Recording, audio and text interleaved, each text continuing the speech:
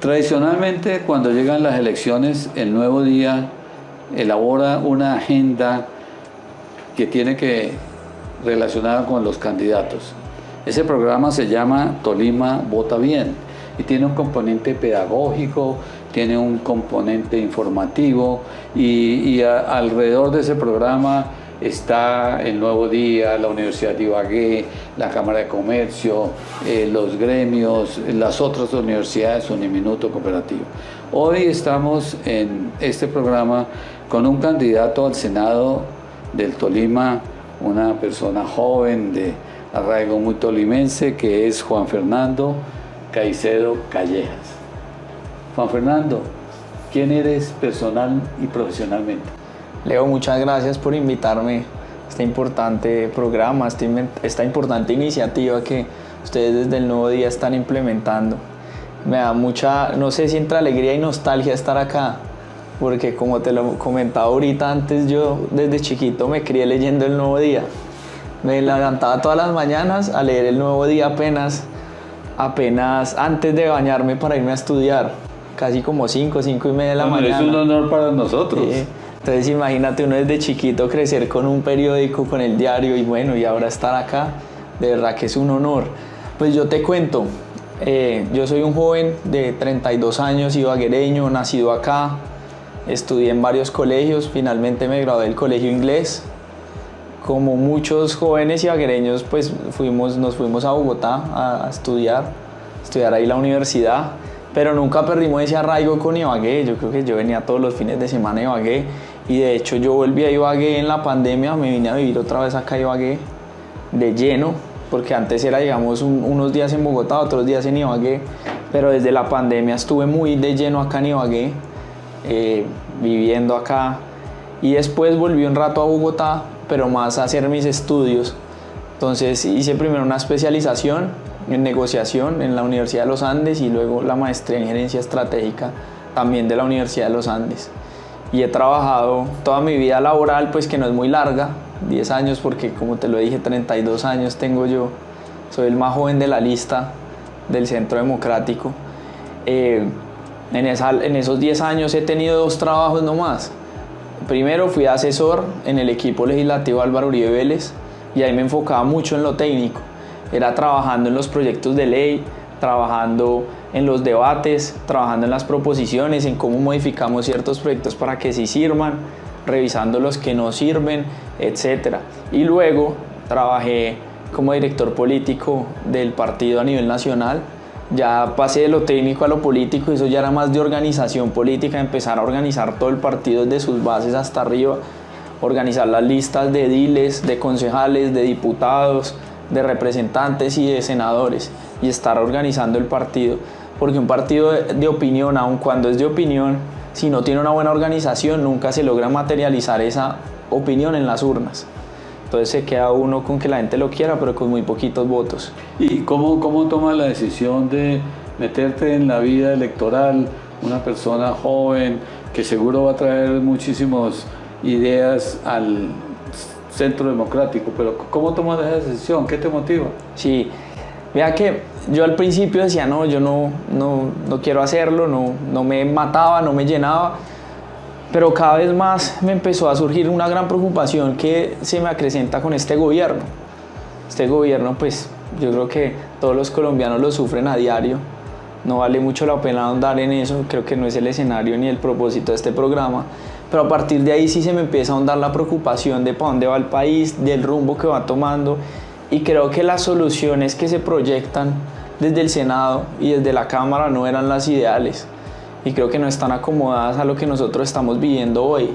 Y te pongo un ejemplo que fue lo que a mí más me motivó a participar, y es en cuanto al tema tecnológico y los nuevos desarrollos de inteligencia artificial, de aplicaciones, de software, de todas estas apps. No veo que el país esté preparado para ello. Yo no veo al país como con una política clara que no marquen un rumbo en que el día de mañana nosotros tengamos acá muchas aplicaciones, muchas startups. Uno ve que hay muchas haciendo cosas buenas, Rappi por ejemplo, y de ahí se derivan otras, Rappi la más famosa, la pongo como ejemplo, pero eso surge más desde la iniciativa de unos jóvenes privados que lo que hicieron hacer y se molieron y están trabajando muy duro haciendo país. pero no ve que el Estado funcione y genere una serie de incentivos para que esto pase. Entonces a partir de ahí yo sí empecé a picarme el bichito, como dicen coloquialmente, para meterme ahí e intentar desde el Senado construir eso que yo creo que debe proyectar a Colombia para el futuro. Entonces hace parte de una lista para el Senado, el Centro Democrático, una lista que la integran muchas caras nuevas. ¿Cómo se conforma esa lista cerrada? Leo, mira, nosotros primero se conformó un comité de 6 personas de las mayores calidades, alejadas de intereses políticos, pero sí muy preocupadas por el futuro del país y con un gran sentido de responsabilidad por Colombia. Y a partir de ahí también se contrataron unos estudios con universidades prestigiosas y con unos centros de pensamiento muy prestigiosos para que ellos realizaran una evaluación objetiva de los candidatos que había. Y a partir de ahí fue que se logró, digamos, conformar la lista e ir acomodando los números a cada persona. Porque es que se habla mucho, no, que Uribe puso, que Uribe, que eso, mejor dicho, se sentó Uribe un día en la casa y empezó. No, eso es completamente falso. Acá los procesos del partido son procesos muy serios. Nosotros con el ICP, Instituto de Ciencia Política, contratamos, también con la Universidad de La Sabana, contratamos unos estudios muy serios de hoja de vida, revisión de redes, de los que actualmente son congresistas, revisarles todo su trabajo legislativo, revisar todo lo que han hecho en sus regiones, de los nuevos revisar su trayectoria, su hoja de vida, su formación académica, las propuestas que vienen hablando, y todo eso poner una calificación, y al final del día pues las calificaciones se fueron acomodando de acuerdo a la calificación. ¿Y ahí en todas las áreas y de todas las regiones? Hay en todas las áreas y de todas las regiones. Y eso es muy importante, Leo, porque ahí me permites hablar de un tema y es la lista cerrada. Porque nosotros somos una lista cerrada. ¿Y cuál es la importancia de eso? Y primero, yo lo hablaba mucho, es la certidumbre. Porque yo creo que la lista abierta lo que promueve es que cada quien anteponga sus intereses personales y no todo el paquete ideológico que dice defender. Y la lista cerrada hace todo lo contrario. Nosotros anteponemos nuestros intereses personales a un lado y nos dedicamos a defender un paquete de valores que nosotros pues propendemos porque se implementen. Y eso es muy importante porque cuando uno va a ver las votaciones en el Congreso de la República, y uno va a ver que los partidos que tienen lista abierta, unos congresistas votan en un sentido, otros en otro sentido en un mismo proyecto. Y eso no debería ocurrir. Porque lo que debe primar son los valores y los principios que uno debe defender. ¿Y cuáles son esos valores de esa lista del Centro Democrático? Claro, mira, nosotros, entre otros, pero voy a defender los que yo considero más importantes, los 4 más importantes. Primero, la seguridad democrática. Y acá es muy importante que ustedes vean nosotros cómo la vemos. Nosotros vemos la seguridad democrática como una seguridad para todos, Leo, aún para la oposición, digamos, porque es que confundían esto con la seguridad nacional, que era la que en el pasado protegía las dictaduras, que era la seguridad para el dictador, para sus amigos, como ocurre en Venezuela y ha venido ocurriendo, y para el resto, para la oposición al revés, los atacan, la inseguridad, presos políticos, etc. Aquí no, nosotros defendemos es seguridad para todos, para absolutamente todos, y también vemos la seguridad no como un fin. Sí, no es decir la seguridad al fin y ya llegamos a la seguridad y está, no. Vemos nosotros la seguridad como un medio para lograr tranquilidad, para lograr desarrollo económico y para lograr paz. Porque para nosotros sin seguridad pues no hay paz. Eso suena obvio, pero no lo es. Porque yo siento que muchas veces no lo entienden. Cuando se han sentado a negociar con los grupos armados la supuesta paz que han querido implementar, lo que ha pasado es que la seguridad se ha deteriorado. Y cuando uno ve las cifras siempre en esos años previos sobre todo a que haya alguna firma o algún avance en un proceso de paz es cuando la seguridad más mal le ha ido. Entonces yo creo que ahí nosotros tenemos que ser muy claros. Primero. Segundo. El segundo es la confianza inversionista. Ojo que aquí quiero hacer una claridad. El orden no es un orden de prelación. Es un orden, no es que la seguridad sea más importante, no, aquí los 4 son los que yo considero que son iguales de importantes y los más importantes. La confianza inversionista, nosotros debemos darle confianza para que llegue la inversión. Cuando tú vas a ver las diferentes, ¿cómo diría yo?, los fondos que miden el riesgo de invertir o no en un país, las diferentes calificadoras de riesgo, ellas tienen un punto muy importante en su calificación y es la confianza o la estabilidad de un país. ¿Y qué es la confianza inversionista? Es generar incentivos tributarios, entonces usted tenga un sistema de impuestos amigable, que los impuestos sean bajos, que sean pagables, que sean fáciles de presentar también. Colombia ha llegado a unos límites tan absurdos que los impuestos son carísimos e impagables, pero aún si uno tiene la plata para pagarlos, se vuelve difícil pagarlos.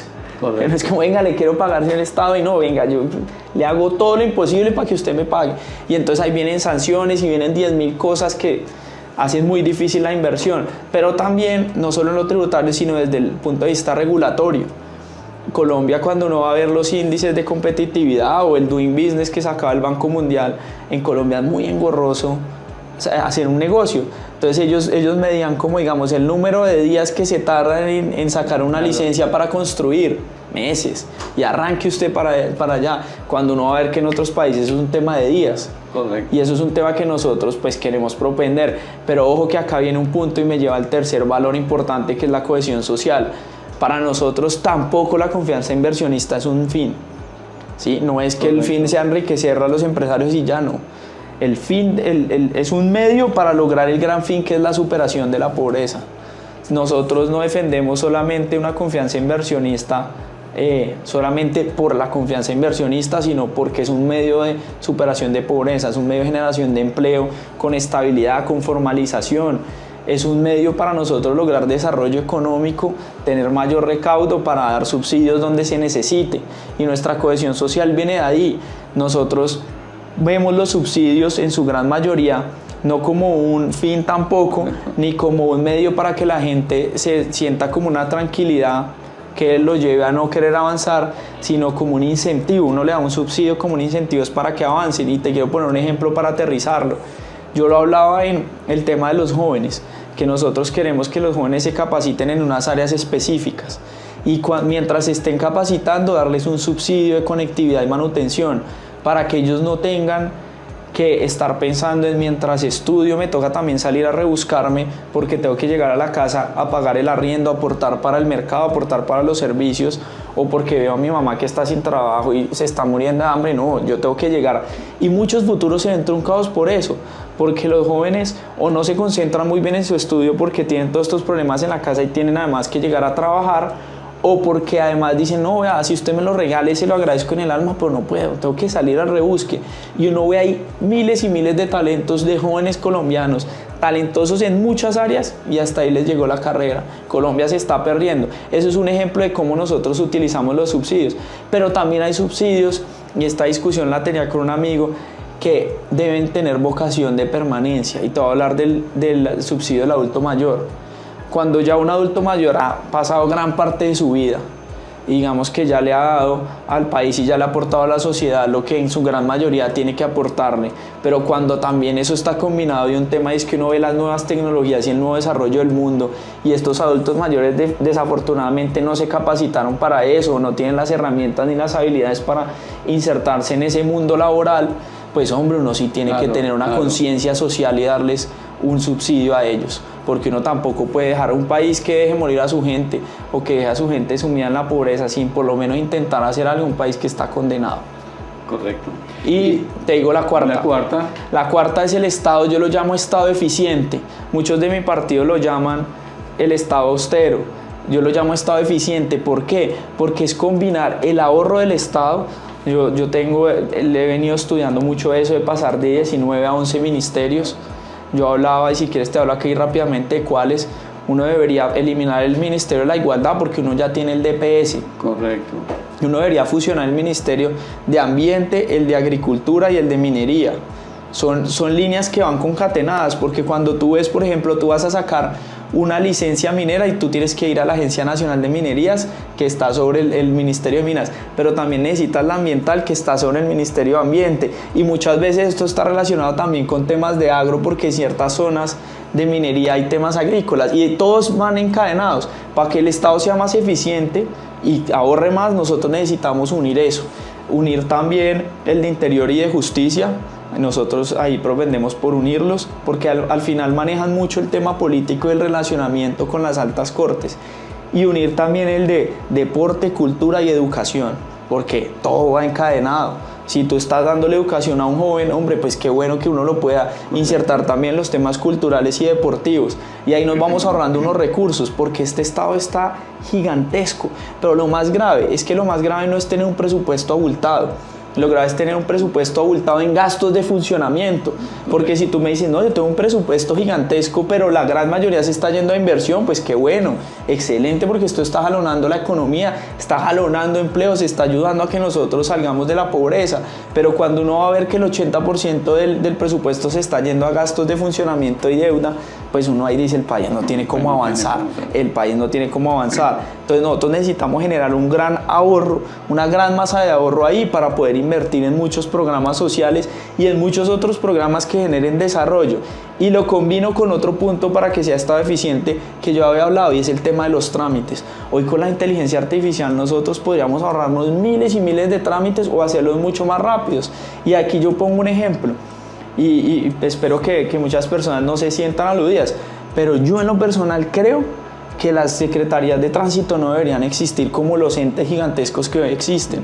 Eso debería ser una aplicación en donde el ciudadano pudiera realizar todos los trámites, y la oficina debería ser mínima de atención al ciudadano para cuando la aplicación no le esté funcionando. Pero ¿cómo es posible hoy que si a un ciudadano se le pierde el pase o va a hacer un traspaso o cualquier reclamación que tenga ante tránsito, se le va el día? Y además se crean ahí unas mafias de tramitadores, que eso no puede pasar. Nosotros debemos migrar a un estado que aproveche la tecnología para eso. Que si usted entonces va a hacer un trámite, saque el celular con identificación biométrica, que hoy la hacen miles y miles de aplicaciones, y usted diga, voy a hacer el traspaso acá, lleno por ahí, listo, y me lleguen las placas a la casa, pague todo por ahí. Y así debería ser también las licencias de conducción y eso. Por eso, combinando eso, es que lo llamamos estado eficiente. Correcto. Tantos años en el Senado, debes conocer muy bien la agenda legislativa. ¿Cuáles son las prioridades de este país en agenda legislativa? Sí, Leo, y es bueno ese punto, porque no solo conocemos la agenda legislativa, sino nosotros no llegamos a aprender allá. Nosotros tenemos claro cómo es el trámite de un proyecto de ley, cómo patinarlo para que se vuelva ley, los proyectos de ley que están andando, cómo modificarlos para que sean mejores, para que ayuden a las personas, los proyectos de ley que no son tan buenos, pero que si uno los modifica pueden llegar a ser buenos, sabemos cómo hacerlo, sabemos en qué comisiones erradicar qué cosas. O sea, el manejo del Congreso lo tenemos muy claro, y eso es un plus que uno desde el día 1 no llega a aprender. Y eso va al tema que yo he querido que, si con la ayuda de todos ustedes me logro elegir el 8 de marzo, entre el 8 y el 20 de julio, tener listos todos los proyectos de ley para radicar el 20 de julio. A mí me gusta personalmente sentarme a redactarlos. Yo lo hacía cuando estaba con el presidente Uribe, y lo quiero seguir haciendo aún en el Senado de la República, redactar yo mismo los proyectos de ley y entregar el 20 de julio, desde el día 1, para no perder un solo día de trabajo, entregar el paquete de proyectos de ley. Para no extenderme mucho, solo te quiero contar uno, porque yo creo que Colombia tiene muchos problemas en salud, en seguridad, en educación, en corrupción, etcétera, etcétera. Pero yo quiero centrarme en uno. Bueno, me voy a centrar en dos. Uno muy puntual es el tema de los jóvenes. Yo quiero que haya una gran política pública que apueste por capacitar a los jóvenes en unas áreas específicas, en que se vuelvan programadores en áreas de desarrollo de software y desarrollo de inteligencia artificial, y se pueden hacer ciclos muy cortos de entre 3 y 6 meses para que tengan ese primer granito de arena.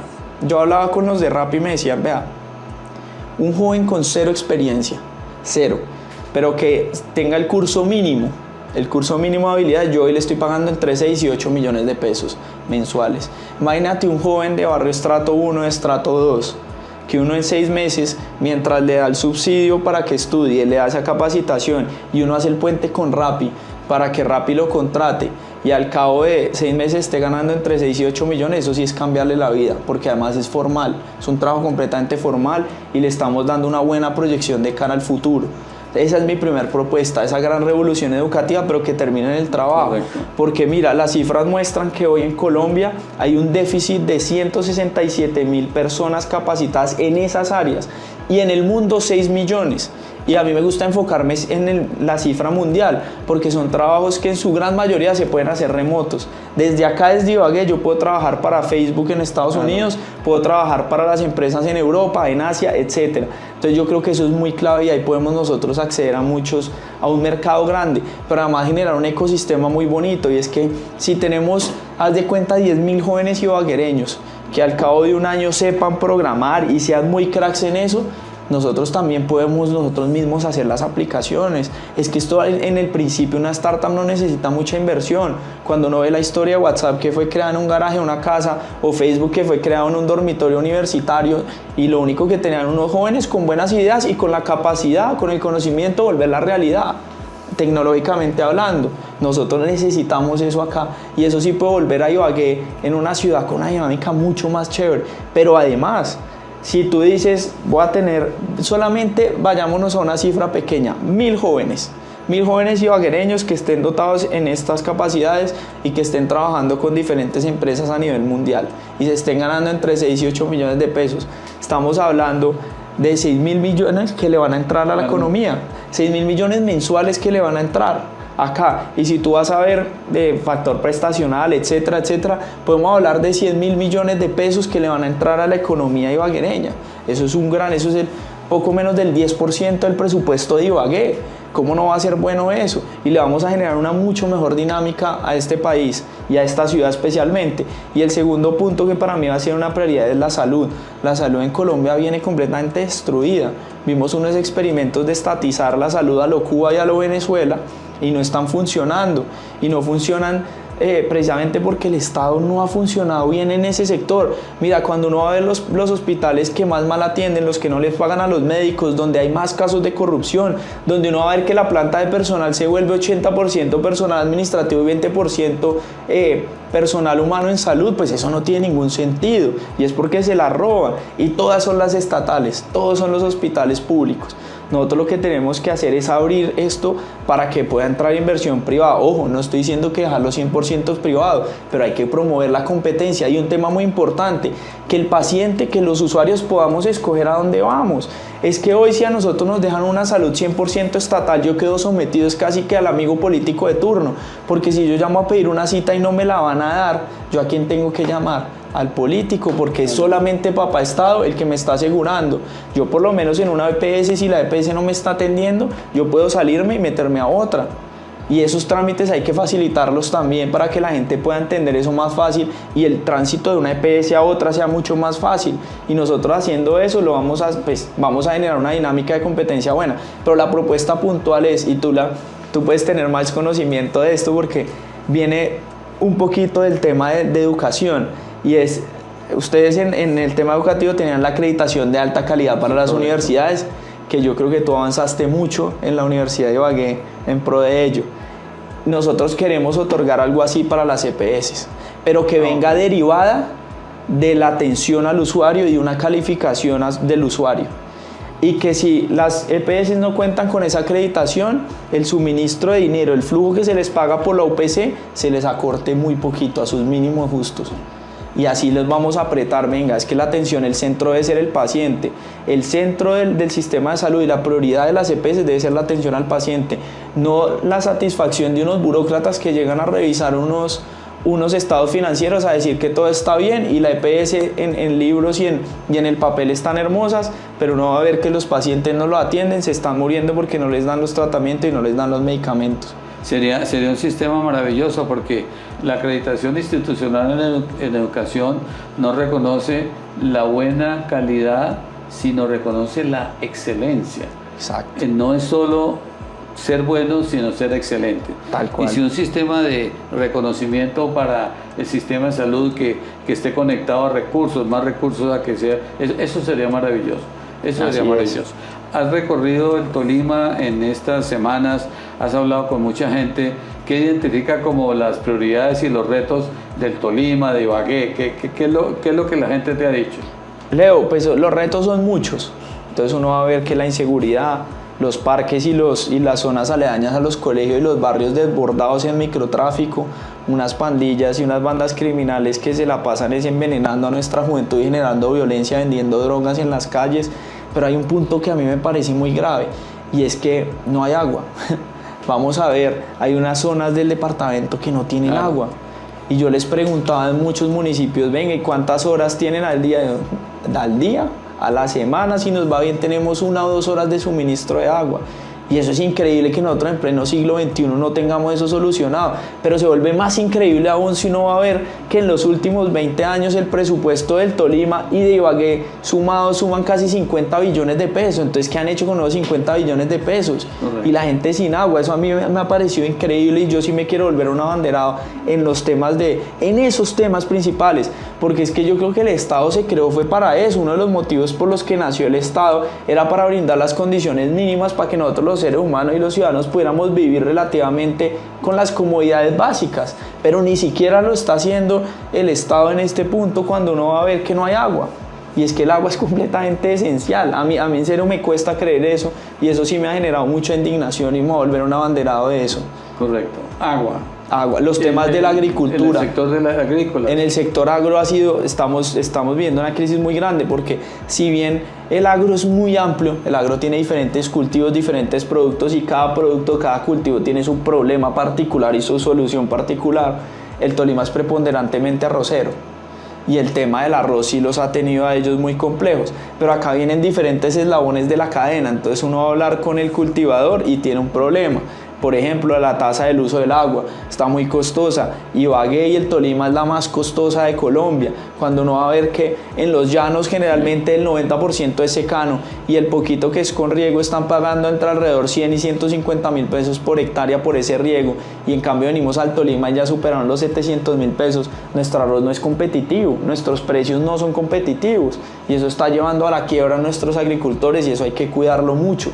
Pero uno también va a ver entonces que el contrabando que está entrando del Ecuador, lo que entra de otros países a un precio mucho más barato, también empieza a quebrar a nuestros agricultores y eso viene encadenado a una falta de control de las fronteras de nuestro país. Porque cómo es que el contrabando de arroz se disparó y el gobierno no hace nada. Pero eso demuestra es que hoy las fronteras de nuestro país están descontroladas por grupos armados y no por el control estatal que debe ser. Y ahora se va a poner un poco más complejo porque ya va a entrar un punto del TLC que va a ser en 2 años o 3 años, si no estoy mal, entrar arancel cero. La importación de arroz desde Estados Unidos arancel cero. Y eso va a poner en serios aprietos a los agricultores. También ellos, lo que he venido hablando con ellos, que puede que de pronto a Fedarroz no le guste mucho, pero eso debería ir de la mano con ellos, es lo de la semilla. Entonces dicen, venga, yo quisiera tener una semilla que sea mucho más productiva y mucho mejor. Hemos sentido que estamos en un estancamiento. Cuando yo uso una semilla y voy a mirar la evolución de los rendimientos en los últimos 20 años son muy poquitos, casi que ni siquiera se vuelve por encima de la inflación. O sea, no hay crecimientos reales en la producción y en el rendimiento. Eso no está sirviendo. Y me ponían la comparación con Estados Unidos, donde hay una libre competencia en cuanto a la semilla, y las producciones son el doble, pues no digo el doble, pero son alrededor de 40% más que acá. Entonces eso se vuelve completamente insostenible, uno competir contra otro país que está a la vanguardia en el rendimiento y en la producción y nosotros quedado. Ojo, yo no estoy hablando con atacar a Fedarroz, no, la cuota de fomento arrocero hay que seguirlo y que Fedarroz siga siendo un jugador muy importante en esto, pero hay que abrir un poco la competencia también para que los actores colombianos se despierten y tengan incentivos para estar a la vanguardia y ser mejores cada día. En el sector agrícola hemos descubierto toda también la potencialidad del café, fíjate, todos los municipios que producen, toda esa industria, y también ha aparecido el limón. Quiero decir, tenemos por localización, por climas, por la capacidad de nuestros empresarios y trabajadores, muchísimas potencialidades en el sector agrícola. Es cuestión de organizarla, de fijar prioridades y seguro que saldremos adelante. Una pregunta que me parece muy pertinente. Tolima, Ibagué y muchos, digamos, todo nuestro entorno está gobernada por mujeres y ha sido muy exitoso eso. Ha traído al departamento y a la ciudad como un aire de esperanza y obviamente la preocupación por generar empleo en el Tolima, por mayor atención, por educación. Un mensaje para esas mujeres tolimenses y un mensaje dentro de, digamos, esa agenda legislativa frente al tema de las mujeres. Sí, y yo quisiera enviar también un mensaje a las mujeres, que aquí se ha gobernado en estos últimos 2 años con unas mujeres de lujo, como es Johanna, la alcaldesa, y Adriana, la gobernadora, A mí a veces siento que me gustaría que en el ámbito de Ibagué se centraran mucho más no se dejaran desconcentrar tanto por los temas políticos, sino más en gobernar, pero de todas formas siento que la alcaldesa lo ha hecho bien y ha generado unos buenos incentivos para que la dinámica de la economía que no viene bien en Colombia no nos pegue tan duro acá en Ibagué. Ibagué ha tenido un relativo buen desempeño. Correcto. Cuando lo comparamos con el resto del país, entonces creo que ahí hemos estado muy bien representados y Adrián ha hecho un excelente trabajo de lujo, como se le ha enfrentado al gobierno, como ha defendido los intereses del Tolima en los temas de seguridad, en los temas de la red terciaria y ahora defendiendo a los tolimenses y a todos los colombianos frente a ese decreto completamente ilegal, pero además un decreto completamente absurdo. Uno como cuando Colombia ya ha subido su tasa efectiva de tributación a niveles que, Leo, es que hay unos sectores que tienen tasa efectiva de más del 90%. Si tú de cada 100 pesos que te ganas tienes que tributar 90, 91, 92, te vuelve completamente inviable. ¿Quién va a querer invertir? Y aún a esto le sumamos este decreto que se vuelve nefasto y ella ha sido una gran abanderada por hacerle frente al gobierno y tumbar este decreto que nos impone más impuestos. Entonces de verdad que uno se siente orgulloso de estas dos mujeres de lujo. Y hay una tercera mujer que aparece en la ecuación que yo también creo que es tolimense, lo digo, Paloma Valencia, me gusta, me parece de lujo. Paloma es una mujer completamente transparente, nunca hemos visto a Paloma inmersa en ningún escándalo de corrupción, al revés, ella siempre ha condenado la corrupción de donde venga. Una mujer completamente jugada con las ideas, preparada, coherente, que solamente en estos últimos 4 años nos ha ahorrado 2 billones de pesos, Leo, porque ella tumbó ese Ministerio de la Igualdad con una demanda ante la Corte y ahí nos ahorró 1.2 billones y tumbó con una proposición en el Senado esa nefasta consulta que Petro nos quería imponer a las malas y que costaba 800.000 millones. Tenemos 2 acciones claras de Paloma de ahorrándonos plata a los colombianos. ¿Cómo no va a votar yo por ella? Si es un lujo de mujer, pero además tiene su corazón en el Tolima, su familia materna es del Tolima, ella quiere el Tolima, sabe el Tolima. Si la paramos en la Plaza de Bolívar y le decimos váyase para Picaleña, sabe coger la ruta para irse para Picaleña, y si le decimos de Picaleña de Pal Salado, sabe cómo hacerlo. Aquí no es una desconocida, es una mujer que quiere al Tolima, que ha crecido acá y que tenemos la oportunidad de tener una presidente tolimense. ¿Cómo no la vamos a apoyar, Dios mío? Y bueno, y creo que adicional la gobernadora, la alcaldesa Paloma adoran y quieren el Deportes Tolima. Yo sé que eres especialista en el Deportes Tolima. ¿Cuál es la esperanza sobre el Deportes Tolima? ¿Cómo ves su futuro? No, yo lo veo muy bien. Tolima es un equipo muy organizado, es uno de los ejemplos institucionales a nivel nacional, porque los resultados que hemos visto hoy, Tolima, esto no es casualidad. No es que sea un equipo que le está yendo bien ahorita, no, nosotros vemos sistemáticamente año tras año al Tolima en las finales. Afortunadamente ya nos volvimos subcampeones eternos, pero bueno, esa maldición se va a tener que quitar pronto. Pero Tolima es un ejemplo a nivel institucional, pero además la hinchada se ha vuelto muy fiel. Yo llegué a ir a un partido en el que había 600 personas con mi hermano. Nos fuimos con mi hermano, yo me acuerdo un domingo contra el Huila, nunca me voy a olvidar, a las 3:30 eran los partidos en esa época siempre. 600 personas habían en el estadio. Hoy uno ya no ve un partido de menos de 5.000 personas y hay un fervor y hay mucho más sentido de pertenencia por el equipo. Entonces, la verdad, uno solamente le avisora cosas buenas al Deportes Tolima. Dame 2 o 3 nombres de jugadores de ese Deportes Tolima que se ganó la primera estrella. Bueno, ahí estaba, el Chiqui García, que era el técnico. Estaba Diego Gómez de arquero. Estaba Rogerio Pereira, fue el goleador además, brasilero, y metió los 2 goles en el partido de ida aquí contra el Cali. Estaba Hurtado, el lateral derecho, muy bueno. Charry Artigas, que metió el penalti con el que ganamos. Bueno. Y 2 o 3 jugadores extranjeros que hayan militado en el Deportes Tolima. A mí me gustó mucho Artigas, el que metió ese penalti me parecía un jugador de lujo, parecía demasiado bueno, muy bueno. A mí me gustaba cómo tapaba Anthony Silva y también me gustaba cómo tapaba Joel Silva, porque yo nunca he visto un atajador de penaltis como ese arquero, como ese paraguayo, que man para tapar penaltis. Daba gusto verlo. Uno casi que yo a veces quería que Tolima hiciera un penalti para verlo tapar, daba gusto. Bueno, los mayorcitos nos acordamos de Del Río, de Víctor Hugo, de Víctor Hugo. Bueno, maravilloso. Pero para terminar, un mensaje a toda nuestra audiencia. ¿Por qué deben votar por ti y por el Centro Democrático? Yo creo que el Centro Democrático es un partido que le ha servido a Colombia. Es un partido que ya ha dado resultados claros y concretos. Cuando uno va a ver el país que era Colombia en 2002 y el país que era en 2010, es que uno desde Ibagué no puede salir del Salado, Calambeo, uno aquí ya empezaba a coger Coello y coger hacia Cajamarca y eso ya se volvió una lotería. Cuando uno cogía hacia Rovira por el Totumo, otra lotería. Y ni qué hablar cuando uno cogía hacia el norte, cuando antes de llegar al peaje de Alvarado ya era una lotería. Y vivíamos secuestros diarios, tomas guerrilleras, uno vivía con el miedo de que no, se metieron al Salado, etc. Nosotros acabamos con eso. Este partido ya le ha servido a Colombia con éxitos probados. Pero además, hemos sido la única bancada que ha hecho una férrea oposición al gobierno Petro desde el día cero sin ningún cálculo. Ustedes no van a ver nunca un congresista nuestro yendo a donde el gobierno a negociar contratos o a negociar puestos para ver si vota un proyecto de ley o no.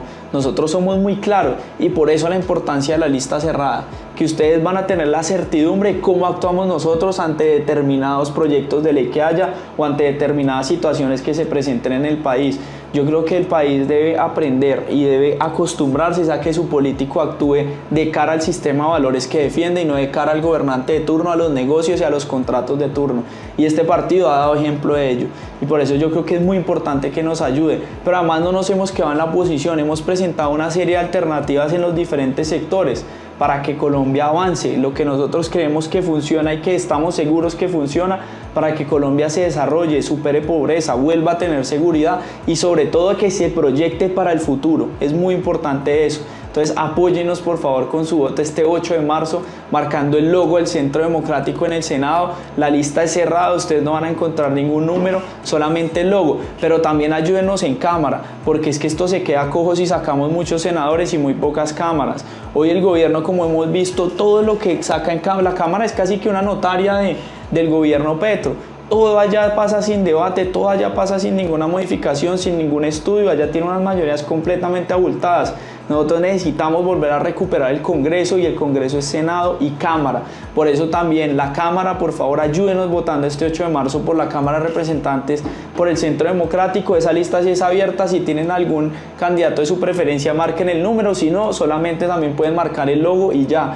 Tenemos 6 candidatos de lujo, muy trabajadores, unas personas de gran motivación para trabajar por este país, por el Tolima, con grandes estudios y que están llenos de ganas por hacer las cosas bien. Ayúdenos con esta lista. Y ese 8 de marzo, déjenme darle la cuñita, vuelvo y repito, les van a entregar, o ustedes lo tienen que pedir si no se les entregan, el tarjetón de la gran consulta por Colombia. Y ayúdenos votando por Paloma Valencia. Un lujo de candidata. Yo creo que Colombia ya merece tener la primera presidenta de Colombia y qué mejor para este territorio, para el Tolima y para Ibagué, que sea una hija de este departamento. Bueno, pues mil gracias, Juanfer. Esta Gracias, siempre Leo. será su casa y muchos éxitos. Muchas gracias, Leo. Mil gracias y un saludo a todos.